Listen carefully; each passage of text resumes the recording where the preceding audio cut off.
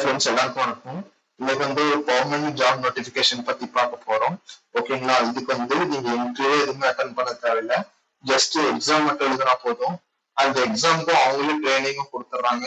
So இந்த job notification பத்தி உங்க ஃப்ரெண்ட்ஸ் அண்ட் ஃபேமிலிக்கு வந்து ஷேர் பண்ணுங்க.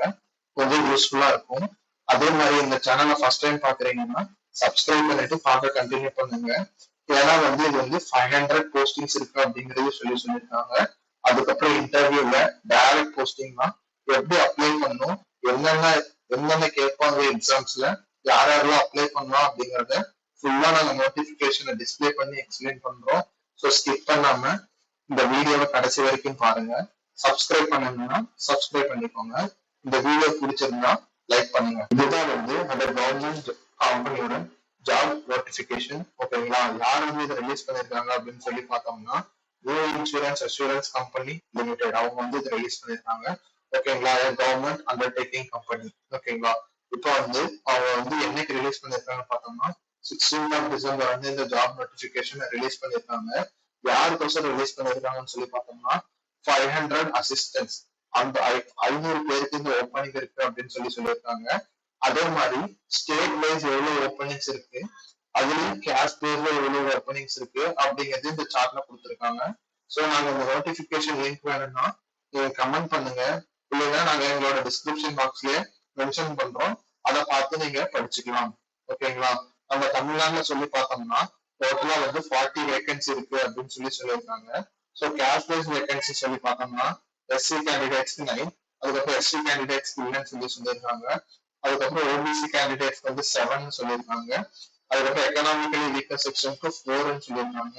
அப்புறம் ஓபிசி ஜெனரல் கேட்டகரிக்கு வந்து 20 அப்படின்னு சொல்லி டோட்டலா வந்து 40 வேகன்சிஸ் வந்து தமிழ்நாட்டுல வந்து கொடுத்துருக்காங்க அப்படின்னு சொல்லியிருக்காங்க. அதே மாதிரி நீங்க கேஷ் வைஸ் ரிசர்வேஷன் சொல்லி பார்த்தோம்னா ஓப்பன் கேட்டகரிக்கு 260 வேகன்சிஸ் இருக்கு. அதுக்கப்புறம் எக்கனாமிக்கலி வீக்கர் செக்ஷனுக்கு 50 இருக்கு. அதுக்கப்புறம் ஓபிசிக்கு வந்து 40 இருக்கு. அதுக்கப்புறம் 51 வந்து எஸ்சி கேண்டிடேட்ஸ்க்கும் 90 வந்து எஸ்சி கேண்டிடேட்ஸும் இருக்குன்னு சொல்லியிருக்காங்க. அதுக்கப்புறம் இதுல வந்து லாங்குவேஜ் என்னன்னு சொல்லி பார்த்தோம்னா தமிழ் அப்படிங்கிறது அவங்க மென்ஷன் பண்ணியிருக்காங்க. ஓகேங்களா? ஸோ இப்ப இம்பார்ட்டன்ட் டேட்ஸ் என்ன அப்படின்னு சொல்லி பார்க்கலாம். Online registration and payment of application fees, இதுக்கு வந்து நீங்க வந்து 17th Decemberல இருந்து 1st January 2025 நீங்க வந்து இதை வந்து நீங்க அப்ளை பண்ணி பேமெண்ட் பண்ணி முடிச்சிருக்கணும் அப்படின்னு சொல்லியிருக்காங்க. இதை வந்து நீங்க எப்படி அப்ளை பண்ணணும் அப்படிங்கிற டெமோ வீடியோ வேணும்னா நீங்க கமெண்ட் பண்ணுங்க, நான் உங்களுக்கு டெமோ வீடியோ அப்லோட் பண்றோம். ஓகேங்களா? ஆல்ரெடி சொன்ன மாதிரி இது வந்து இன்டர்வியூல டைரக்ட் போஸ்டிங் தான். ஸோ டயர் 1 சிட்டிஸ்ல வந்து டயர் 1 எக்ஸாம்க்கு வந்து 27th January வந்து உங்களுக்கு வந்து preliminary எக்ஸாம்ஸ் இருக்கு. அதே மாதிரி மெயின் எக்ஸாம் என்னைக்கு இருக்குன்னு சொல்லி பார்த்தோம்னா 2nd March இருக்கு அப்படின்னு சொல்லியிருக்காங்க. ஓகேங்களா? இப்போ வந்து நீங்க வந்து எக்ஸாம் வந்து கால் லெட்டர் டவுன்லோட் பண்ணணும். அது வந்து என்னைக்கு இல்லை சொல்லி பார்த்தோம்னா 7 days முன்னாடியே நீங்க வந்து டவுன்லோட் பண்ணிக்கணும். அதுக்கப்புறம் நாம வந்து இப்ப எந்தெந்த இதுல போயிட்டு இங்க எக்ஸாம் எழுதலாம் அப்படிங்கிற டீடைல்ஸ் நம்ம பார்க்கலாம். அதுக்கு முன்னாடி எலிஜிபிலிட்டி கண்டிஷன் என்னன்னு சொல்லி பார்த்தோம்னா நீங்க ஜஸ்ட் நேஷனாலிட்டி வந்து இந்தியனா இருந்தா போதும் அப்படின்னு சொல்லியிருக்காங்க. ஏஜ் ரெஸ்ட்ரிக்ஷன் என்னன்னு சொல்லி பார்த்தோம்னா மினிமம் 21 வந்து மேக்ஸிமம் 30 years இருக்கணும்னு சொல்லியிருக்காங்க. ஓகேங்களா? அதே மாதிரி ஏஜ் ரிலாக்ஸேஷன் வந்து நார்மலா என்னென்ன ஏஜ் ரிலாக்ஸேஷன் இருக்கோ கேஸ்ட் பேஸ்டா அதே ஏஜ் ரிலாக்ஸேஷன் தான் இதுக்கும் ஃபாலோ ஆகுது. எஸ்சி எஸ்டி கேண்டிடேட்ஸ்னா 5 years, ஓபிசி கேண்டிடேட்னா 3 years, அதுக்கப்புறம் பர்சன் வித் டிசபிலிட்டினா 10 years அப்படிங்கிறது நார்மலா என்ன ஏஜ் ரிலாக்ஸேஷனோ அதே ஏஜ் ரிலாக்ஸேஷன் தான் ஃபாலோ ஆகுது. ஓகேங்களா? நெக்ஸ்ட் வந்து நாம என்ன பார்க்க போறோம்னா இந்த எக்ஸாம் வந்து என்னென்ன கேட்பாங்க அப்படின்னு சொல்லி பார்க்க போறோம். இப்போ வந்து ப்ரீ எக்ஸாம் ட்ரைனிங் எக்ஸாம் கொடுக்குறாங்க. அதுக்கு வந்து நீங்க எஸ்டி எஸ்சி ஓபிசி கேண்டிடேட்டா இருந்தீங்கன்னா உங்களுக்கு வந்து ட்ரைனிங்கும் கொடுக்குறாங்க. ஸோ நீங்க வந்து இதையும் மிஸ் பண்ணாம ட்ரைனிங்கும் அட்டன் பண்ணுங்க, அது கொஞ்சம் உங்களுக்கு யூஸ்ஃபுல்லா இருக்கும். நெக்ஸ்ட் வந்து என்ன சொல்லி பார்க்க போறோம்னா செலக்ஷன் ப்ரொசீஜர். இதுல வந்து என்னன்னு சொல்லி பார்த்தோம்னா 2 ரவுண்ட் இருக்கு. preliminary round, அதுக்கப்புறம் மெயின் எக்ஸாம் அப்படின்னு சொல்லியிருக்கு. preliminary roundல ஆன்லைன் பேஸ்ட் டெஸ்ட் அப்படிங்கிற சொல்லியிருக்காங்க. அதுல வந்து just English language, test of reasoning, numerical ability அப்படின்னு சொல்லிட்டு டோட்டலா 100 questions, 100 marks, டோட்டலா வந்து 60 minutes வந்து டைமிங் அப்படிங்கறது சொல்லியிருக்காங்க. அதுக்கப்புறம் மீடியம் ஆஃப் எக்ஸாம் வந்து இங்கிலீஷ் ஆர் ஹிந்தி அப்படிங்கிறதையும் சொல்லியிருக்காங்க. ஓகேங்களா? நெக்ஸ்ட் என்னன்னு சொல்லி பார்த்தோம்னா டயர் 2, அதாவது மெயின் எக்ஸாம் வந்து என்னென்ன கேட்பாங்க அப்படின்னு சொல்லி பார்த்தோம்னா test for English language, test for reasoning, numerical ability, computer knowledge, அதுக்கப்புறம் ஜெனரல் அவேர்னஸ். இது வந்து டோட்டலா 250 மார்க்ஸ்க்கு 2 hours எக்ஸாம் அப்படின்னு சொல்லியிருக்காங்க. டோட்டலா 5 செக்ஷன்ஸ் இருக்கு. 120 மார்க்ஸ் வந்து டோட்டல் மார்க்ஸ் அப்படிங்கிறது சொல்லியிருக்காங்க. இதுக்கு வந்து நீங்க எதிர் இங்கிலீஷ் ஆர் ஹிந்தில வந்து நீங்க எழுதிக்கலாம் அப்படிங்கிறத வந்து அவங்க சொல்லியிருக்காங்க.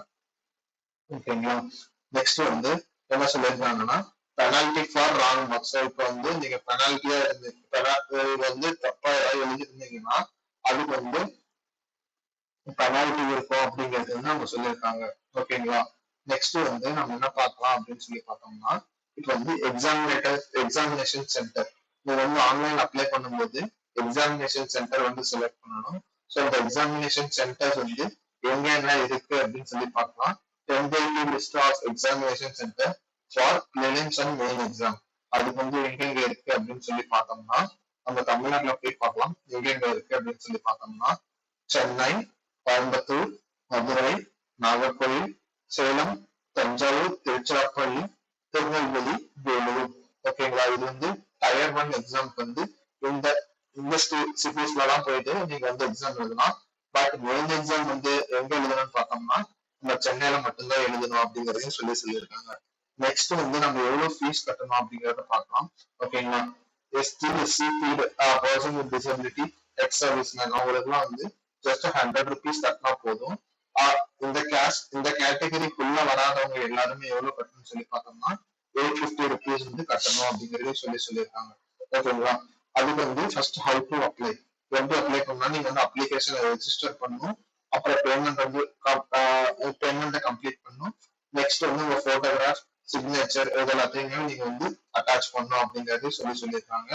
அதே மாதிரி நீங்க வந்து ஹேண்ட் ரிட்டன் டிக்ளரேஷனும் கொடுக்கணும் அப்படிங்கறத சொல்லியிருக்காங்க. என்ன ஹேண்ட் ரிட்டன் டிக்ளரேஷன் கொடுக்கணும் அப்படிங்கறத வந்து அவங்களே கொடுத்துருக்காங்க. ஸோ அதை வந்து நீங்க அப்படியே ரைட் பண்ணி நீங்க வந்து டிக்ளேர் பண்ணா போதும். ஓகேங்களா. இதுதான் வந்து குயிக் அப்டேட் இந்த ஜாப் நோட்டிபிகேஷன் பத்தி. வேற ஏதாவது டீடைல்ஸ் வேணும்னா நீங்க கமெண்ட் பண்ணுங்க.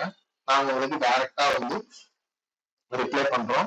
அதுக்கு முன்னாடி வந்து சேலரி எவ்வளவு கொடுப்பாங்க அப்படின்னு சொல்லி பார்த்தோம்னா உங்களுக்கு வந்து 62,000 வரைக்கும் சேலரி கொடுப்பாங்க அப்படின்னு சொல்லியிருக்காங்க. ஓகேங்களா.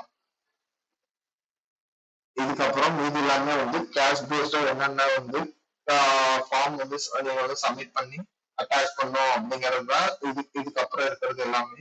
ஸோ இந்த நோட்டிபிகேஷன் ஃபார்ம் வேணும்னா நீங்க கமெண்ட் பண்ணுங்க.